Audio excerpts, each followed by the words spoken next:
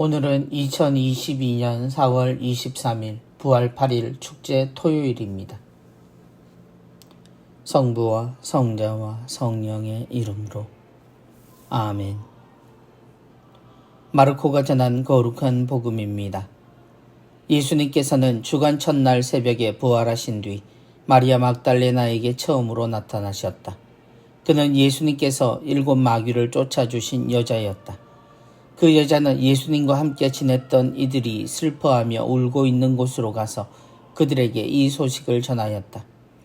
그러나 그들은 예수님께서 살아계시며 그 여자에게 나타나셨다는 말을 듣고도 믿지 않았다. 그 뒤 그들 가운데 2 사람이 걸어서 시골로 가고 있을 때 예수님께서 다른 모습으로 그들에게 나타나셨다. 그래서 그들이 돌아가 다른 제자들에게 알렸지만 제자들은 그들의 말도 믿지 않았다. 마침내 11 제자가 식탁에 앉아 있을 때 예수님께서 나타나셨다. 그리고 그들의 불신과 완고한 마음을 꾸짖으셨다. 되살아난 당신을 본 이들의 말을 그들이 믿지 않았기 때문이다. 예수님께서는 이어서 그들에게 이르셨다.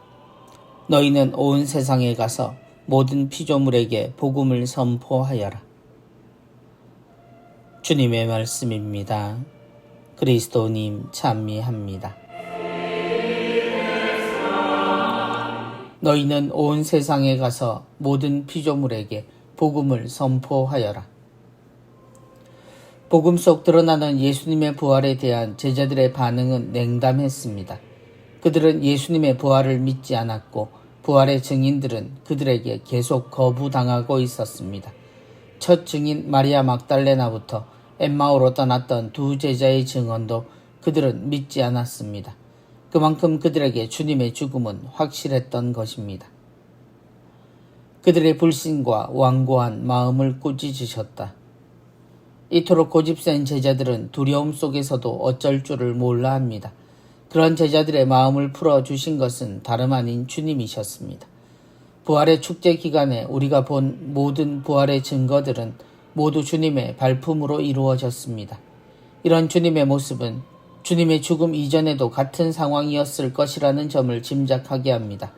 주님은 언제나 움직이셨고 제자들의 깨달음은 언제나 늦었다는 이야기입니다. 거기에 제자들은 늘 자기 중심적이었고 주님의 뜻을 알아듣지 못했으니 주님의 죽음 이후에도 깨달은 점은커녕 예전보다 훨씬 못하게 되어버렸던 셈입니다. 너희는 온 세상에 가서 이런 제자들을 세상에 보내시는 주님은 놀랍기만 합니다. 아직 깨달음을 얻은 것도 아닌 제자들인데 이 겁많고 비겁하며 고집까지 센 제자들을 세상에 보낼 생각을 하시는 주님은 언제나처럼 무모하신 듯 보입니다. 그런데 또 생각해보면 이 제자들은 이미 그런 경험을 해본 유일한 사람들이기도 합니다. 복음을 선포하여라. 이 제자들에게 복음은 무엇이었을까요? 부활은 사실 그들에게는 복음의 분명한 증거였을 겁니다. 하느님이 함께 하신다는 것과 그것은 전혀 틀리지 않았다는 것. 주님이 가르치신 하느님의 말씀이 언제나 우리와 함께 있고 우리는 그것으로 하느님과 영원한 삶을 함께 살게 된다는 것을 주님의 부활은 제자들에게 힘이 되는 교과서가 되었을 겁니다. 주님의 부활까지 제자들은 이리저리 흔들립니다. 그러나 결국 우리는 그들 덕분에 지금 하느님을 믿고 있음을 압니다.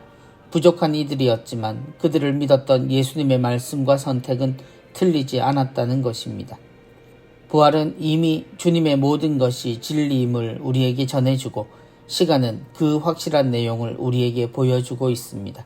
그러니 주님은 사랑이시라 말하지 않을 수 있겠습니까? 성부와 성자와 성령의 이름으로 아멘.